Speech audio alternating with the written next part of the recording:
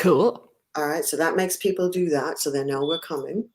All right, and now we can come over into Zoom land.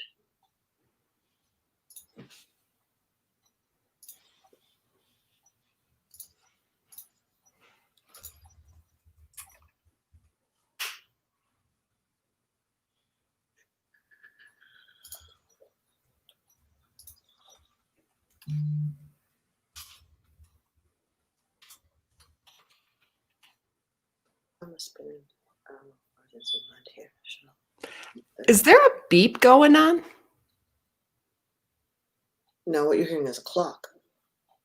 Can you hear that? No, I hear an actual beep. I'm wondering if it's in my house. No, yeah, I don't hear a beep. Okay, so I'm starting the webinar.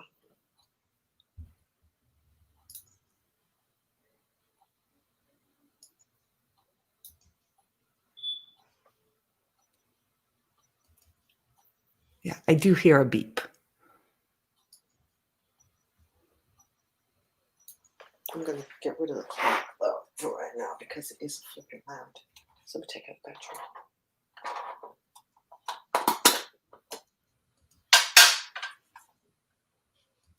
It could just be aesthetics. No, can you still hear it? It's intermittent, so I don't know. We'll see. It almost sounds like a fire, like when the battery's out of a fire, like the smoke detectors. That's almost what it sounds like. Yeah, I haven't got that particular sound as such. Okay.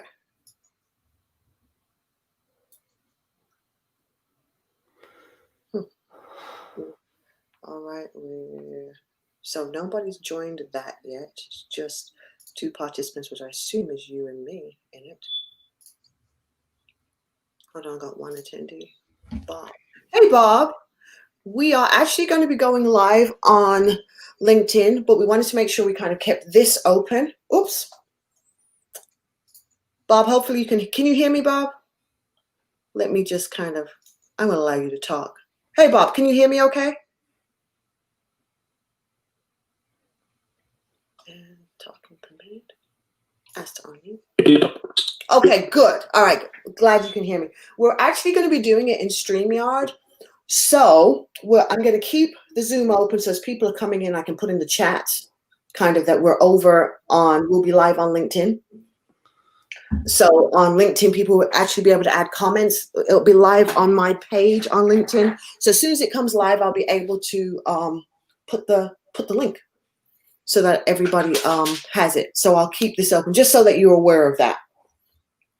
So we wanted to make sure we were shooting everybody an email because this time 9 people had registered so that if you wanted to actually come in the StreamYard, you could actually come in the StreamYard when we come to question time, and then we can just have the question times available to everybody. So just wanted to let you know that.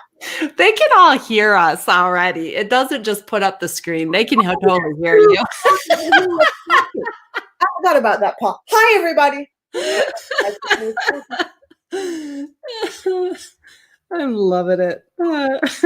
We're all learning. Oh, that is hilarious. Okay, so let me get the link for you. It's telling me that people can hear me and stuff, and then I just happen to go open up your LinkedIn, and sure enough, people are like, "We can hear you." So maybe mute as you're doing the Zoom, but it is time also.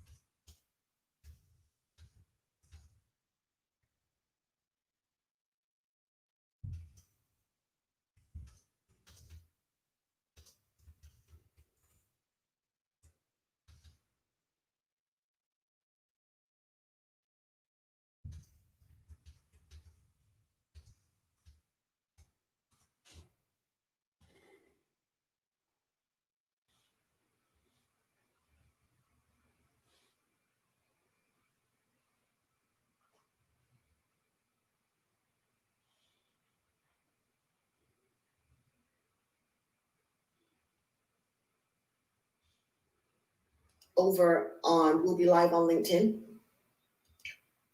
So on LinkedIn, people.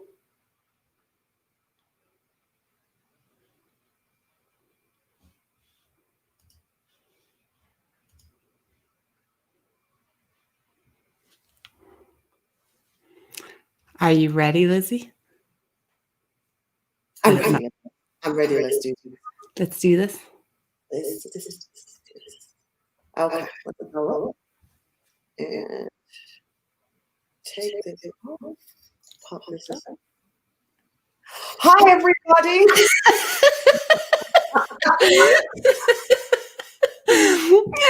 It's, I mean, we should actually say, let's continue the very transparent conversation. Oh my gosh. So, welcome to everybody who has joined us. Danielle, it's lovely to see you. Chanel, Christine, Annette, Charlene, I can see you guys there. So thank you. Please do share and let everybody know that we are now live, and we should be live on YouTube. We should be live on Facebook as well, all at the same time. So we should kind of be live all over at this point. Apparently we already were. So let's tell you about what it is that we're going to conversate about today. So the conversation today is going to be, do we think that religion, the fact that a lot of Blacks and diverse people, probably more African Americans than anybody else, have such a deep religious background and having a belief in God and faith and forgiveness, etc. Do we think that that's made a difference to the way that the movement has gone over the years? Has that made things different? Is that one of the reasons why maybe it's taken so long, right, to get everything? Because there's this sense of not wanting to push, not wanting to do harm, almost like the vows that doctors take. Right. In doing medicine, you want to do it, but you don't want to cause harm.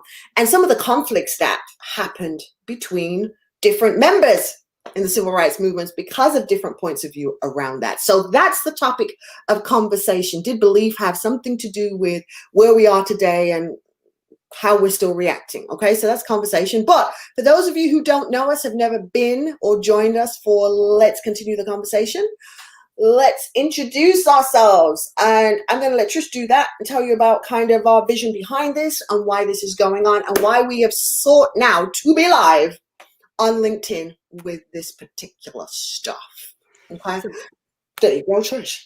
So that is Lizzie Morris, and I'm Tricia Broderick, and we've been friends for several years now. We've been colleagues and friends for several years. 2020 is not the first time we started having these kinds of conversations. We've been having them at different points, at different times, with things that have happened and occurred. And as things escalated this year, even further than they already were, one day we were having a conversation and Lizzie said, this, I wish people could just hear us doing this. And I said, well, why can't they? Let's just put it out there. And so we are. We will say incorrect things at times. We will say things that we're still learning about and doing. And this is really what's important is us having the conversation, continuing that conversation, being willing to be uncomfortable and to learn and to explore. Because as we were both talking, we don't think it gets better without those conversations. And that's really the heart of this. And so it's definitely different than what we kind of both professionally do in terms of training. It's a little bit more voyeuristic and very odd sometimes because we will almost forget that other people are watching as we are having this conversation. But you're not necessarily getting just professional Lizzie and Tricia, you're getting friendship. And truth in terms of who we are as individuals and as people as we explore these tough conversations. So religion, I got to tell you, Lizzie, this might be, I'm just going to own it up front. This might be a tough week for me. We picked these topics like 2 weeks ago. Right before life hits us. before life hits. But I'm going to give it my best. It might be a little more emotional this go around. I've had a personal loss this week of a good friend's son. And so this is hitting hard in this week with a little lack of sleep. So I'm going to give it my best, but you might see a little more punchy Tricia this week. I'm gonna be honest with you right off the bat. So you have been forewarned. Forewarned. You have been forewarned so that you are more than aware of what we're talking about. And if you notice, normally we would be a little bit more dulled up, or as I would say, scrubbed up. So I'm looking a lot more raw. I haven't like brushed my roots or anything. Up to oh, my grays are coming in. Look at these, Lizzie, man. Look at these things. They're just like they're on full blown. It's just, yeah, so you can see all the grays are actually showing today on both sides. But here's the thing. We're here honoring our commitment to have the conversation. So I'm starting with, I had no idea. Yeah. And I know a lot of people are going to be, Lizzie, how did you not know? But I'm going to educate folks. Okay. Probably me too. So go for it. I guarantee I'm not educating you on this. Well, we'll see. I don't know. Okay. That there is a so-called Black national anthem for America. Oh, yeah. You see, I told you would know. Yeah. Right? I didn't know. Okay. Really? No, I didn't know. Again, let's remember, Lizzie was not brought up in America. Mm. So Lizzie didn't go to school and wasn't taught this and didn't have drama classes where you had to recite it and sing the song. So I've been trying to learn the song. I haven't learned it all the way yet. So I'm just letting you know. But I thought what would be really cool would be to play for you guys the rendition that was done by Kirk Franklin, which I think is just absolutely super fab. So I am going to, because this is the wonderful thing with technology, I can share that with you guys. And it really punches into what we were talking about. The reason why we probably have to say we don't own rights, because now that we're live, we don't own rights to any of Kirk Franklin's music. Kirk Franklin put this out on YouTube. I'm taking it from what was called the Spirit of Power Worship channel, is what I believe it's on. And I'm going to play it for you guys. And it's 2 minutes, right? But hold on, let me share. I got to share the screen so you guys can hear it. So I'm going to do that so you guys can see this. And it points out, right, kind of almost to my argument of, I think the reason we are where we are in many cases is because of this religious belief. Because you're going to listen to this national anthem and you're going to listen to all the talk of God, victory, and da-da-da-da-da. But we'll talk about it after you kind of watch it. But look at this. Let me do the share screen. Okay, guys. Here we go. We're going to share the screen. And it's a Chrome tab. And it's here. So here we go. Can you guys hear it? Can everybody hear it out there on LinkedIn? Lift every voice and sing, children that never ring. Ring with the heart, oh, please come in. Let our rejoicing rise high as the listening skies. Let it resound loud as the rolling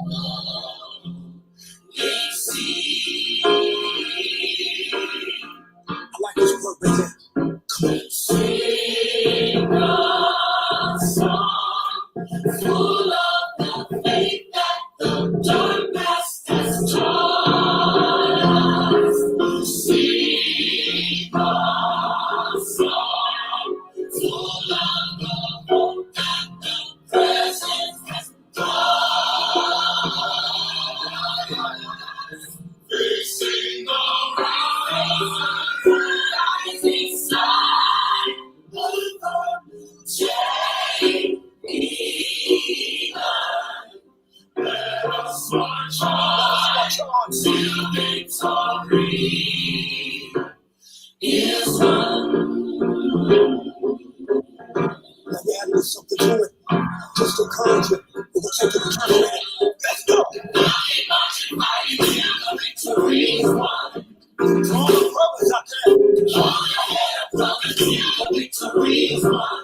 All my sisters in the struggle. Till that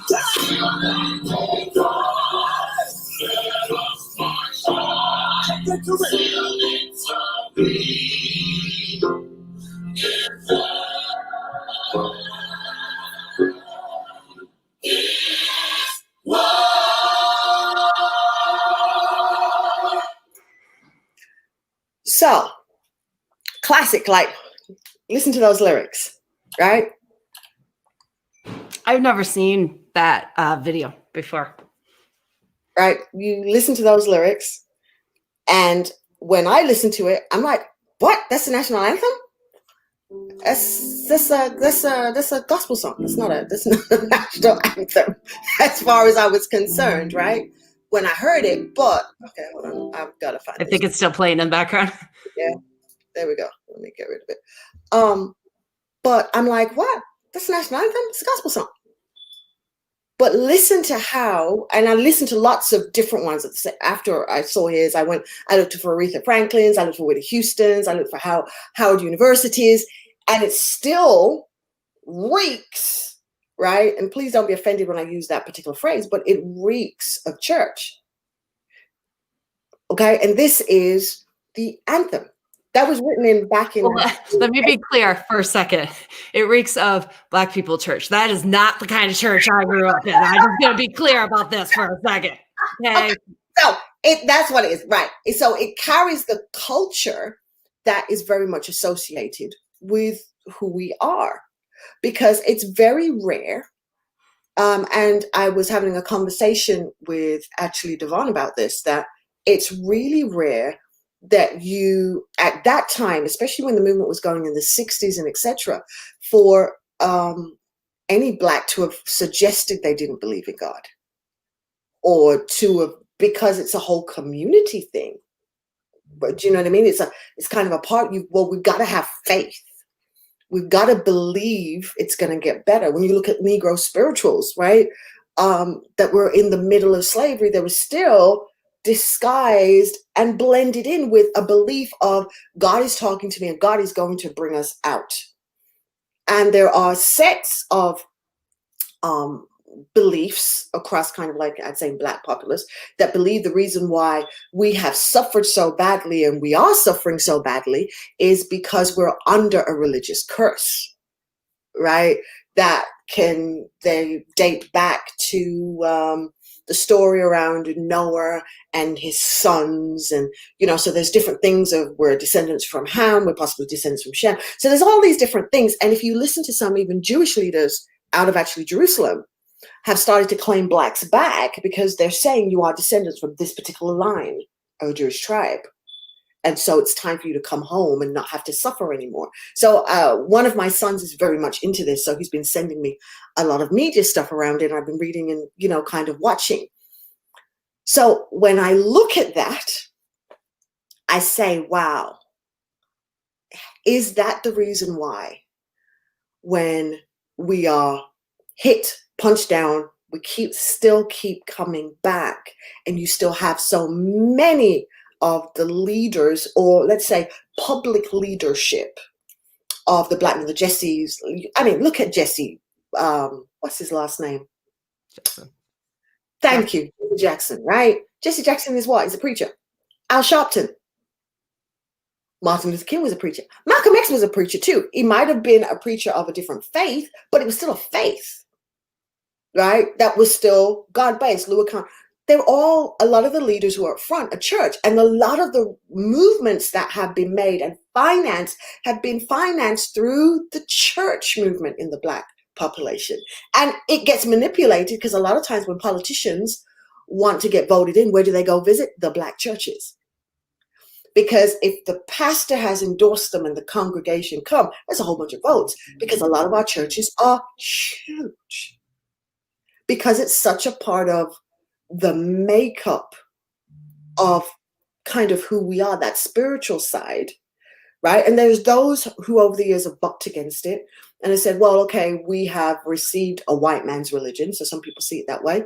And our religion, yes, is spiritual, but it looks more like this. And there's those who've gone back more into ancient beliefs that have come, kind of tribal stuff that have come out of Africa, and they're involved more in that. But you still have the clashing of the titans of no, it should be God-based faith versus a different type of faith. So all of that being said, I then take the mirror and look at myself. Okay, so I've talked about it kind of externally, but I take the mirror and look at myself. And if somebody were to ask me, Lizzie, what do you identify as? Well, I would say I identify as spiritual. And they say, okay, so don't you believe in God? No, I really, really do. But the problem is how I believe in God and my relationship that I have isn't necessarily prescriptive. So it's extremely personal. And I have personal things I've been through where I believe God has been there for me, helped me through things and different things, very odd, weird experiences. So it is those experiences I've had in life that keep me centered to believing in a God, not per se a church. Although I was raised extremely religious and staunch Pentecostal, right? So I came from a church where you couldn't wear makeup, you couldn't wear jewelry, you couldn't wear pants. Like, so when you look at that, you can hear all these things like, well, it must be a man who set that up somewhere, because all these things, you know, long sleeves, long dresses. That's what I grew up around, you know, and I have a long history of ministers in my family. And at one time, I was even a minister myself. So it's been a long, it's been a long kind of journey. And there's times I would say I have left my faith, right? And like, you know, God, you and I ain't talking right now, because you know what? I'm going to be doing this and you and I don't agree on this kind of stuff. So you know what? Silence for right now. I've gone through those areas in my life at times, but I have always come back to that kind of faith and believing that there is somehow going to be something that's going to make things different. Now I'm more active in the sense of I understand how the mind works a little bit more than I've ever done in the past from training and different things I've learned. And then I can look back to things that are written in different religious books, including the Bible, that talks about it's necessary for the mind to be consistently renewed. And I'm thinking, well, that's true. That's a really good advice. If the mind is not renewed, people stay in old ideals and live old styles that create harm, which is where we're at now, right? We have harm being created because people are still keeping old mindsets. So I kind of was like, when we, you know, because it was a thought that just kind of hit my head. When I looked up, I watched something on YouTube with Jamie Foxx and a couple of other people, and they'd gone to find one of the now surviving leaders who had still marched with Martin Luther King, a kind of an old guy that was left, and he had a church. He was a minister. So they had to go meet him in the church, right? And when they met him in the church, they were talking about what was going on, and he says his words were, we still, though, have to have faith and can't give up. So the question is it the having faith that kept those older folks? Because, I mean, we've seen more change and live in a society as bad as it is, it's still better than where they were. But is that what has helped them keep going? Is that faith even when things weren't changing? So they kept pushing. They kept sacrificing. They kept getting beat up. And when they turned up at work, they were still giving their very best to their employers, regardless of the rank of where they were and what kind of employee they were, because of this instilled faith.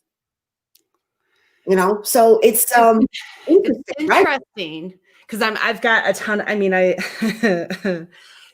technically I grew up Catholic, but I was what I would call one of those CE or grandma Catholics. And what that means is Christmas and Easter, you went to church. And if grandma was coming over, you went to church. Like that was my, you know, growing up. But I've been, you know, I'm confirmed on all of these things.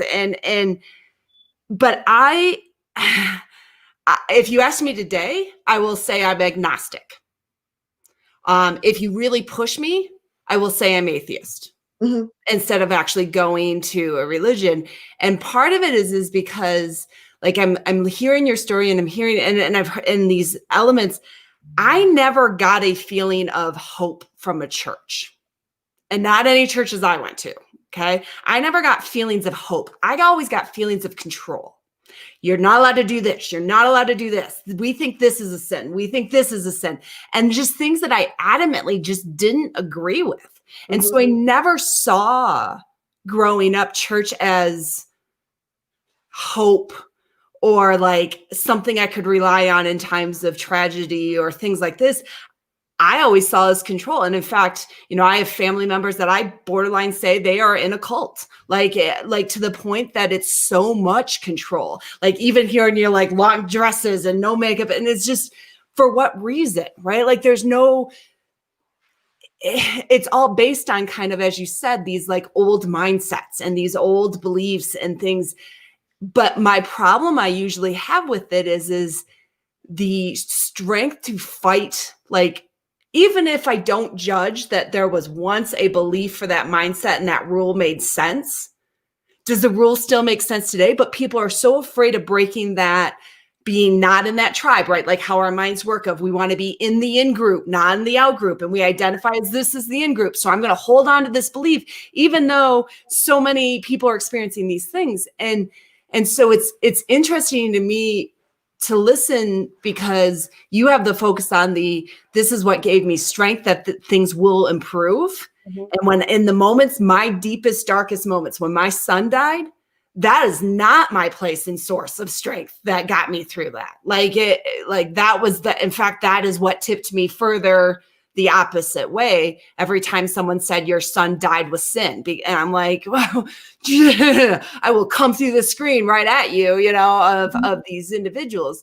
And so, but it's fascinating because like even watching that video, and as you're like reeks the church, right? Like I felt myself actually feeling like power with it, right? And so I do wonder if there is this, whether it's based on control or whether it's based on hope, regardless of what spiritual environment you're in, or maybe combination, hopefully, at least at a minimum, that I do think we want to believe it can't happen to us. It will get better, right? Like it has to get better. It will be better. And because it's easier. It's easier than doing the change. It's easier than saying this might need to be different, or maybe we were wrong before. And because if we have to do those things, we have to acknowledge the hurt we've caused people. And that's scary. And so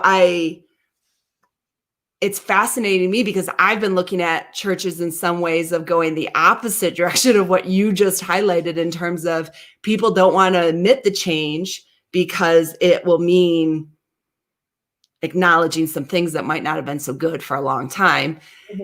And then you're calling out, have we not been looking at the change because we have this like core internal belief of what is possible and what will happen, and that God will take care of us. And in either of those scenarios, it results in a lot of inaction,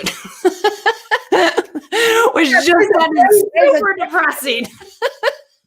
There's a great comment that's been made by Annette Turlington here on LinkedIn. Oh, what happened? Can I hear you? Oh, yes. You're okay. Okay, all right.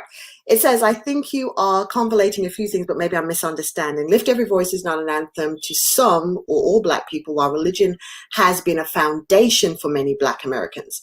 I think it has weakened over time. There were laws until the 60s that said discrimination was fine against Black people.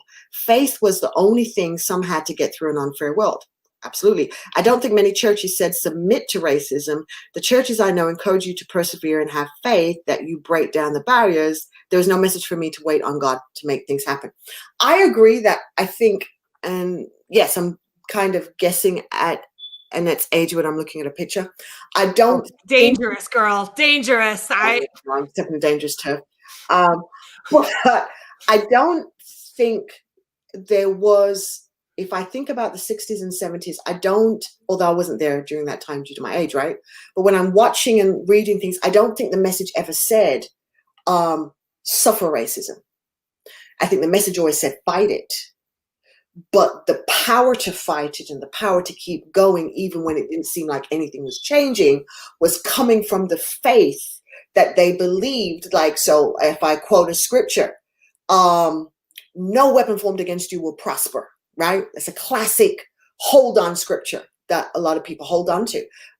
It's a scripture I've held on to when certain things have happened, right? I'm like, okay, no weapon formed against me is supposed to prosper. But I will always say, and see, this is the thing, my father is a bishop, right?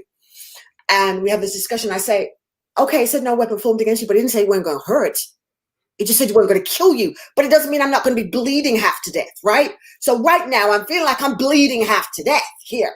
So this weapon's formed, it's hit me. Maybe I'm not going to die, but I'm suffering a whole lot. So I would always look. So I was a bit of a rebel in churches that I was in. That I can't believe at all. Like, not a little tiny bit.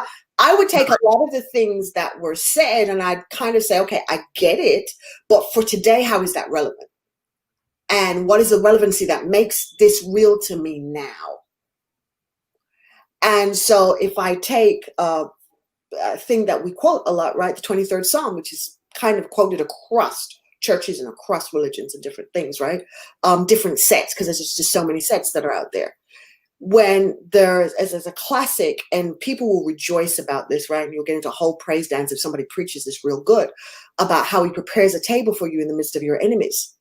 And he anoints your head with oil so your cup overflows. That's like a huge dance praise. Okay, again, no church have I ever attended did we break out and dance ever once. That's a whole, you can like that, you can dance that a good half hour if that's preached right.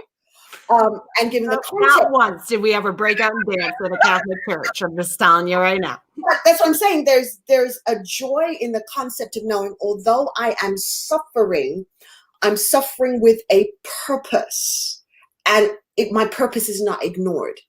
Yeah, so here's, and I get it. I get why that's comforting to a lot of people, except when you're on the other end of it. And so when people will say, like, and I'm going to take, because I can't feel the racism dynamic, obviously, but like when my son died and people was like, well, it was God's will, that didn't bring me crap for comfort. Like, that just made me feel like then I'm like, what, I'm not good enough, right? Like, and like my son wasn't good enough. And so like, there's just this dynamic for me that I feel like a lot of religious individuals use it as an excuse and ultimately as a weapon in a lot of ways to excuse the hurt and the impact, whether it's going to kill you or not, but it's still the hurt. Well, it's not my fault. Like, I had a close family member say, well, being gay is a sin. And I'm like, you don't even believe that. And she's like, well, I know, but it's my church. And I'm like, oh, you don't even believe it, but you're regurgitating it and you're causing harm by that.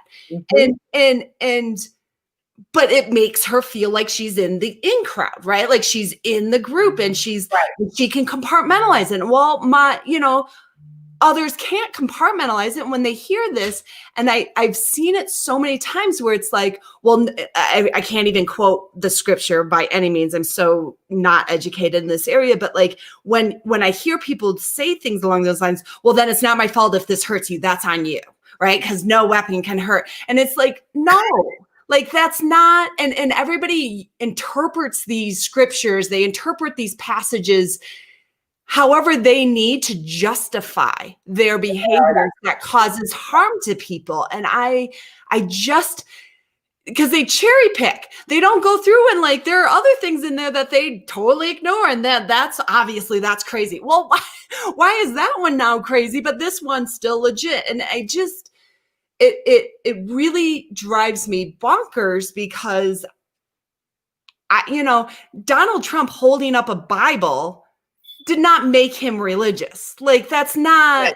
And it offended so many people because of his courses of actions that he's had, that it was like, hold on, you're trying to manipulate people now by holding the Bible and saying, hey, you're standing for right, justice, and truth. So if you go ahead and you harm people, it's because they're not being just in truth, which is almost presenting and saying, well, then Black people are not just in truth. Right. But when you look at this sacred manuscript, okay, the Bible that has been taken by so many to hold it to stand for your injustice, it's a slap. It's a slap in the face on God, on every possible level, right, that exists, to say that and to propagate that. But when we come back and a message I personally used to preach, right? Because I was big on the grace situation, right? So that's always been my wiring.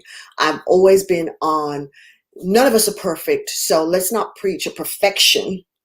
Let's preach a grace walk. Right? So that's always been my message. On that.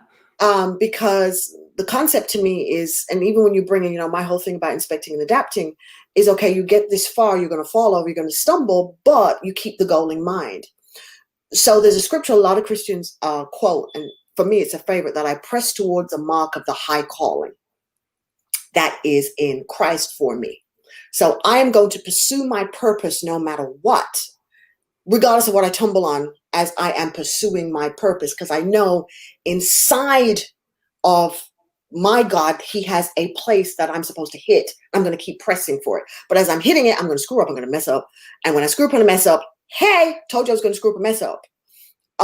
And one of the things I liked to bring to people's attention was all the people in the Bible who became the celebrated heroes. If you looked at their lifestyle, it was messed up.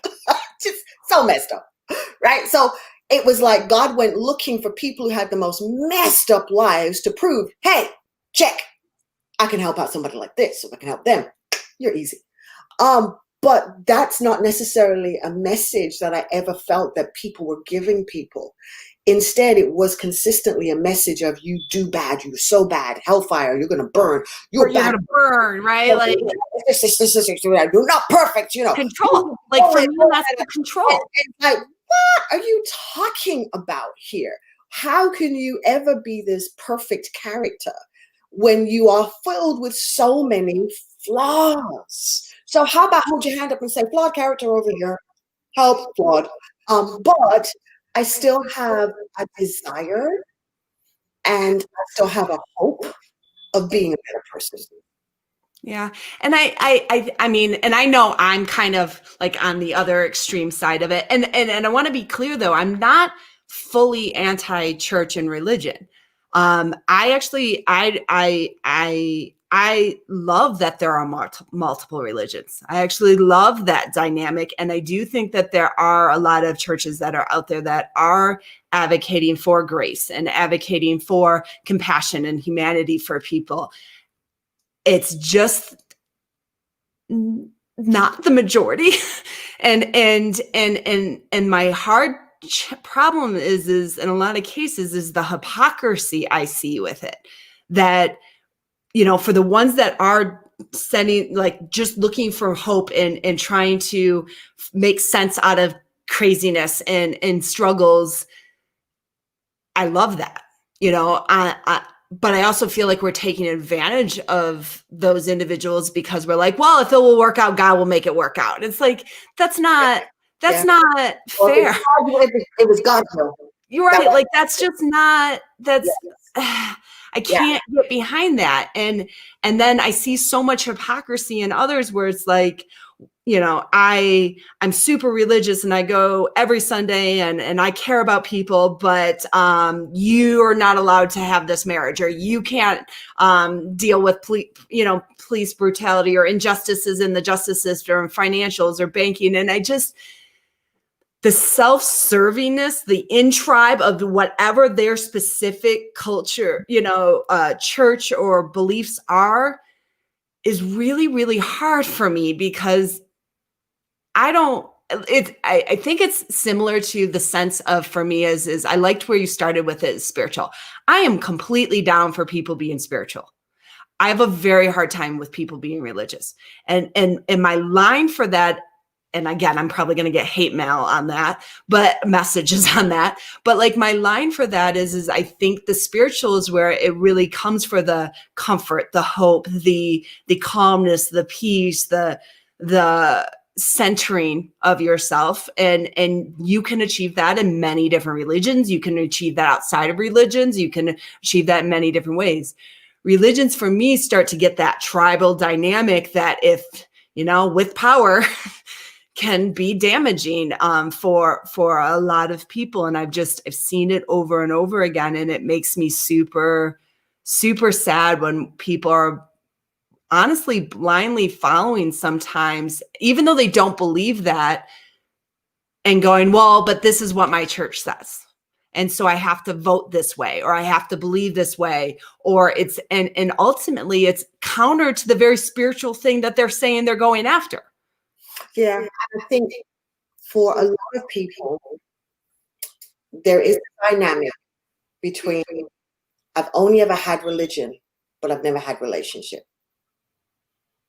Oh, wait, let me process that for a second. Okay, say that again. I've only ever had religion. I've never had relationship. Mm-hmm.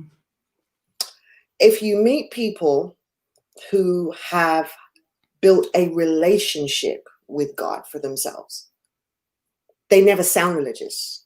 And in fact, they get on religious people's nerves because they don't fit into the boxes anymore. And I think that's the difference. There's a phrase I used to say, you can read an author and quote them, but then you could know an author and they're your friend. And then they tell you what they were thinking when they wrote that. Right? So it's very different, because you think even in our agile world, how many people have quoted people and regurgitated them, and they're just so out of context and they're so wrong, and that wasn't what they meant, and then they've just taken it and just gone to hold on. And then when you hear the person who actually wrote it and what they really were thinking, night and day, like, what? Huh? So it wasn't red, it was green? Really? I didn't know that. Do you think that in that case, the relationship, because whether it is the relationship or the religion, right, but has given that out in a lot of ways for people that they want change, but it's hard to make change happen. It's exhausting to make change happen. It's personal sacrifice to make change happen. It's all of these things. And so does that belief in this higher purpose, higher being, higher plan give people the moral belief and out to not engage, to check out, to and for not for Black, and I'm even thinking for a lot of white people that have the privilege to already ignore a number of things. Now the religion also highlights God's plan, right? God's will, and whichever deity, and I'm saying God, but that's just from my Catholic thing. But whichever religion people pray to and respect in terms of their deities, but that gives this noble, moral out to accept the current as it will all work out. Well, I remember hearing, I believe, now I don't want to misquote them, right? Because I don't want anybody suing me about this, but a particular white upstanding faith, what is called a faith preacher, making a statement that we've got to believe this is God's will for right now. And I remember when I heard, I was like, wow, what are you talking about right now? Seriously? And the majority of that congregation was a white congregation, although it be a faith evangelical congregation, right? And that was what was said, right? That we've got to trust God that He's making this happen right now, right? And we've got to remember it's God's will, not our will. And then all I thought about was the KKK, who used the same premise to burn homes down and slaughter people, that they were keeping the place pure and it was God's will to do that. Like, and it triggered me in crazy ways when I heard them say that. I'm like, what? Yeah, really? But that doesn't make any sense, right? It just didn't make sense. But yet all those people were digesting that. Oh, and yeah. that crowd were affluential, right? Affluential whites. So you're not talking about poor whites, you're talking about whites with money and influence. And if all of them went away, then came back into corporate America as leaders and owners and directors and VPs, believing it's God's will, how much change are they going to push in their organizations? How much room are they going to make things different if they just feel, oh, it's God's will for it to just be this way right now? We shouldn't be trying to make anything change. I don't know if that was I mean, I can see where your point is with that. I personally think it became more of a expectation taboo. Like the way it was always taught to me as an early leader was the way you were not racist was by not actually acknowledging it and not having these conversations. So I don't ever recall any kind of religious dynamic or that as the propensity in terms of leadership training and things. But I'm not so sure that wasn't the driving factor to begin with either, and how that then propelled as it went forward. Right? Yeah. Because if you look, America was in essence started by people who were running away to have faith their way. So they ran away to this place so that they could have their own churches the way they wanted to have their churches and not be killed and prosecuted for how they believed. Right. This is where the whole hypocrisy, like he's a comedian, Ricky Gervais or something. I can't remember what his last name is. But he actually says he's atheist and he's like, you know, the interesting thing is I only believe in one less God than you do. Like, because I mean, I actually really do respect multiple religions and all of those things. I don't want to be part of them. And that's why I say I'm more agnostic than atheist in that regard, because I support my Muslim friends. I support my Baptist friends. I support my Catholic ones get a little harder at times because right now with some of my past, but that's a triggering thing specifically for me. But there's so many out there. And yet then everybody's like, no, mine is the correct one. And it's like, really? Like when this whole thing was founded on you not wanting to be persecuted for your beliefs and things. And it's just that selfishness, that insular tribal dynamic. I'm just tired of it. I'm just really, really tired of the selfish, hypocritical nature. Like I don't want to hear about, you know, how your religious beliefs prevents you from voting this way and then turn around and go do something that completely is as much immoral as I could, you know, like have an affair, right? Like I just like, so you get to cherry pick your sins? Is that where you're going with this, right? And it just is so obnoxious to me. That's so hilarious. I think about as a early. I'm so gonna get hate messages after this call. I just know it. Like, we are, but early 20s, I remember fighting with people in churches because the way they talked about sins, it was like they had a rank. This is sin number 1, worst sin ever. This is sin number 2. So, but this is not so much of a bad sin. It's kind of lower on the totem pole. So you can do that once a month, right? So it's always this ranking. I feel there is a need in all of us, the human race, for prioritization, and we don't realize it.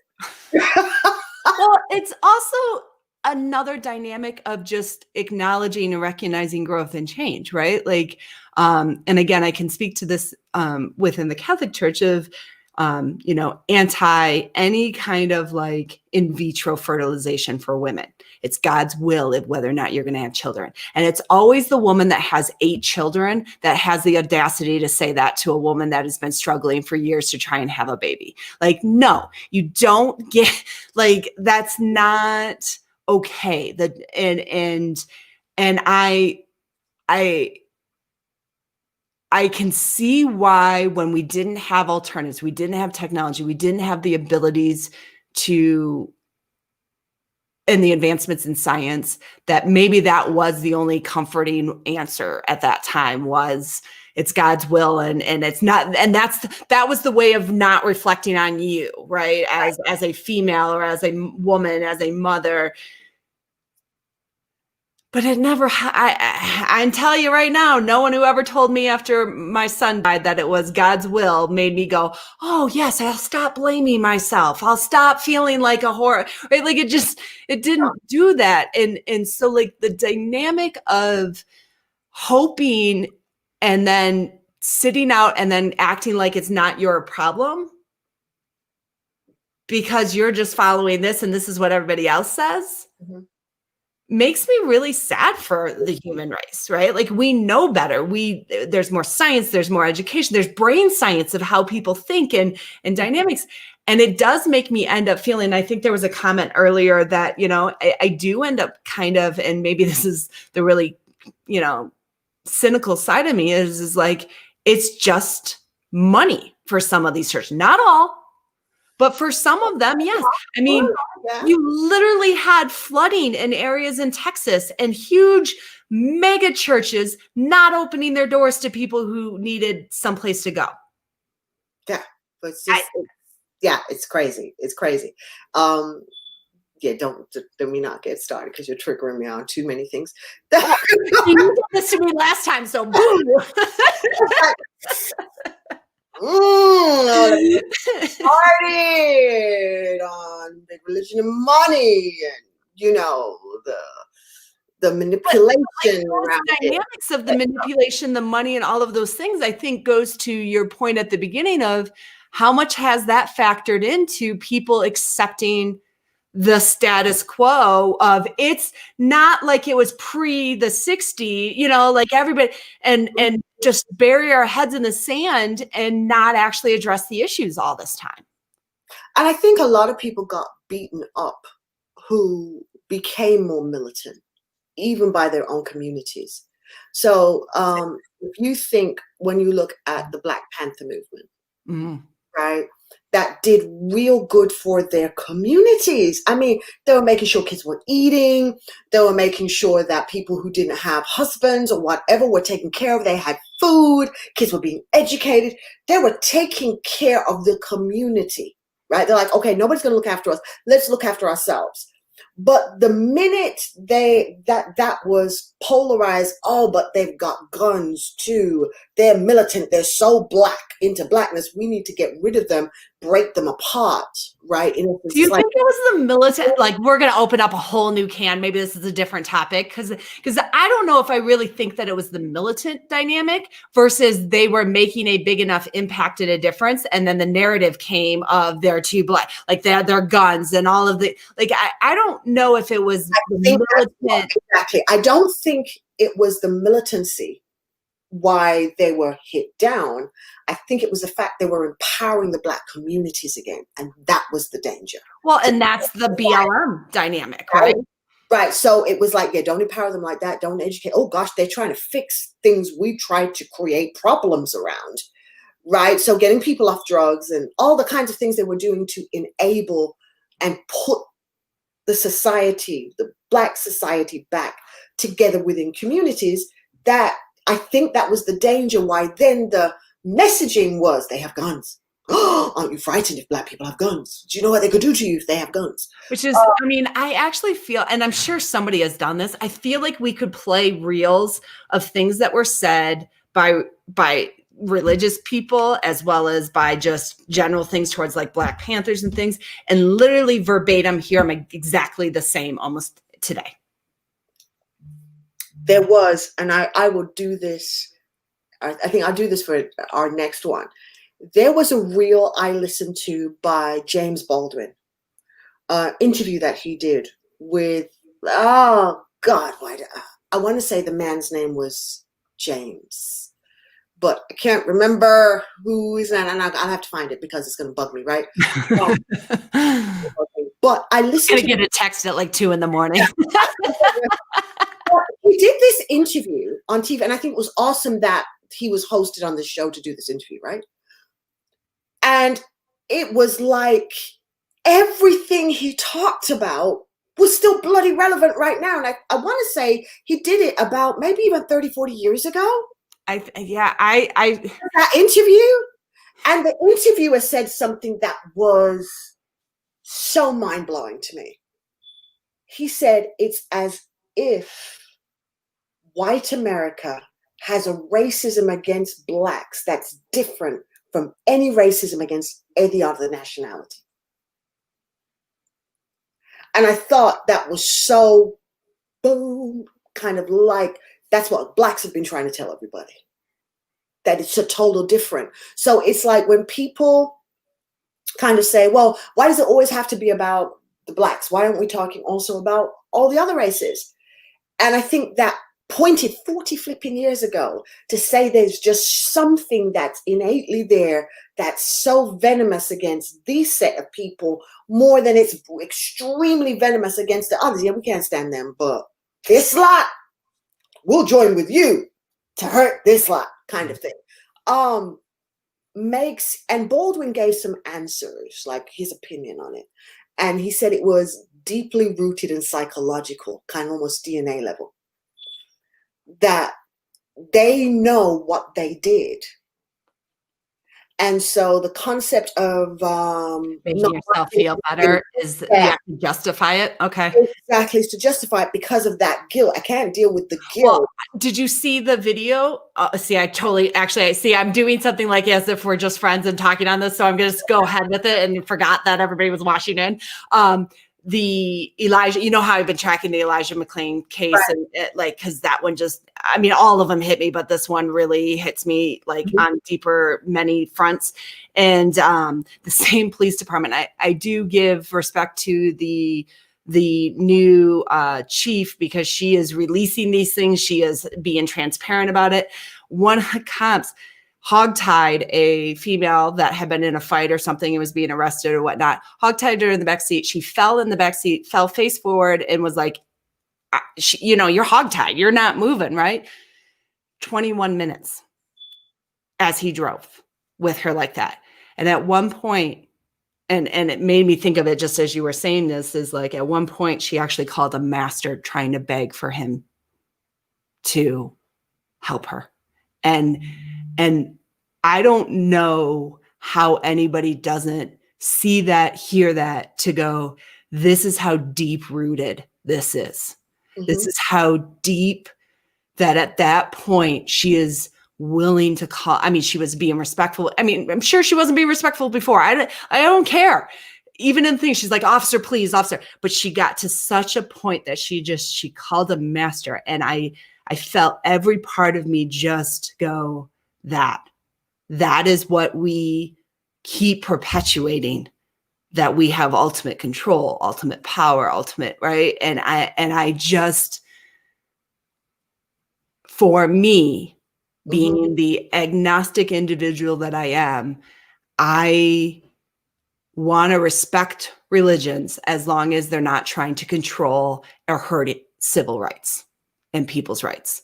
Mm-hmm. And too many religions are going down that path that I feel reinforce these kinds of pains and hurts for just control, for power.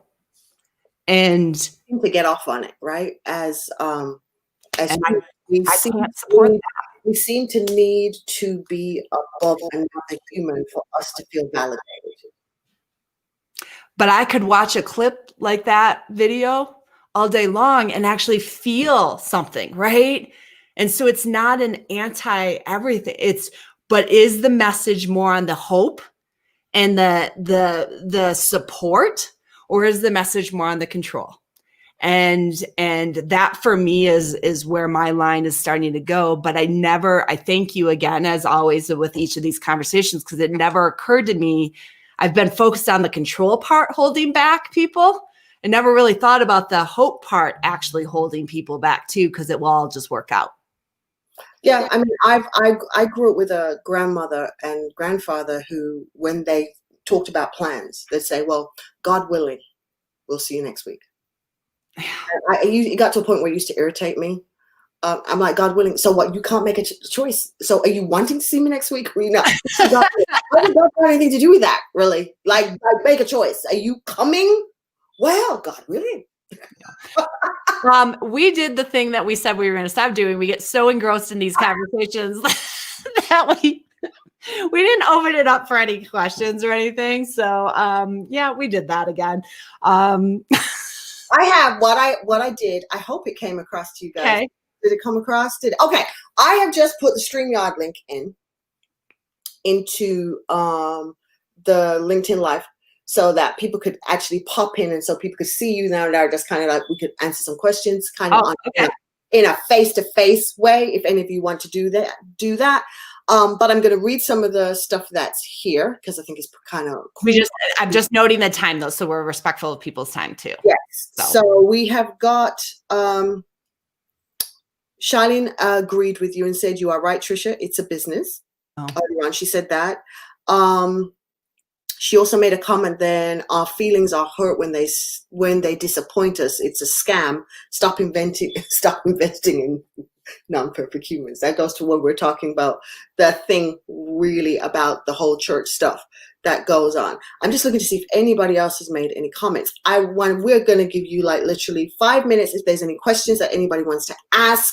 I'm looking at them to see if they pop up. If they don't, that's fine. We can also highlight what our next topic is going to be for next week. Okay. So let's talk about, I'll look to see if there's anything. Okay. Well, you look, I'll share what we're going to do next week. As we've both been doing different conversations with this, it has done the very thing we've wanted to do. It's generated additional conversations. What also has come out though, and in fact, I said it a couple of times today, especially because I was more uncomfortable in the church sphere of the conversation, is the fears that come up in having these conversations. It's one thing for us to have the topics, but to actually even talk a little bit and go meta for a little bit about what can come up during these conversations that prevent people from wanting to have them. The fear of getting the message or saying something wrong or things like that. And we figured we could talk a little bit through of how we overcome that, why we feel a little more comfortable doing it. Not that it's always easy, but I guess it's super easy when it's just the two of us. Not that it's always easy when we're doing it live publicly, but to kind of analyze a little bit about what might come up in during the conversations, how we handle those things, and kind of to Lizzie's point earlier, the grace that goes with having these conversations so that we can keep having more of them and picking more topics as we go, but hopefully that you'll be continuing the conversation as well too. Because we are inviting you now by putting this out here, allowing you to become part of the conversation, because we really do want you to feel free to be part of this conversation. We want to encourage you to continue having conversations, even if they're hard topics, right? Bring it up and kind of set maybe a rule in place that I'm going to stay open to hearing what you have to say, right? And then I'll give you my opinion, but I'm going to sideline judgment. Or at least try. Try to sideline judgment, but make a conscious decision around that, about the sidelining, because if you don't make a conscious intention, you won't catch yourself even when you do it. So at least saying, I'm going to make a strong intention to not be judgmental as I have these conversations, and then have the conversations and understand the fact that somebody chose to have the conversation meant they're making a step towards you. There is a hand that's reaching out, right? Try not to slap it down. That would be the advice I would give you in this time. As much as things are becoming more and more pained and hard, just try not to slap down the hands that are reaching out. See this individual as this individual, and try your best not to see the person you're looking at as the representation for the entire past, right? See the person you're talking to as possibly somebody you could influence to make them the face of what tomorrow could be. And I know that's a big thing to kind of put on us, but if we no pressure. Yeah, right. But if we don't think to tomorrow with intention, then when we arrive there and it's not the way we want it to be, that's going to be on us. We can't change the past, but we have the ability to put pebbles in the ocean of the future. and make some ripples. I So love that one. would you like that one? I do. Sorry, I interrupted. I just said that was not. Thank to me, right? So, guys, that's what we've got to do. Be the ripples that can make this change, because we want tomorrow to be better than yesterday. And we believe in you, that you will keep having those conversations, and we'll keep having them. We're committed to keep doing this. Tricia came online today she's been going through a lot, and she's holding a lot of people together right now. And she still came honoring her commitment to continue the conversation, to give you an aspiration so you can do it too. Because making the conversations keep going, even in the hardest of times, is where we've got to have grit. In fact, can I end on just acknowledging him? It's going to make me cry. This conversation, all of these conversations are for amazing young men. And one of them, Reg, passed away this week, a fine young Black man who had just finished law school. And for him, you will be missed.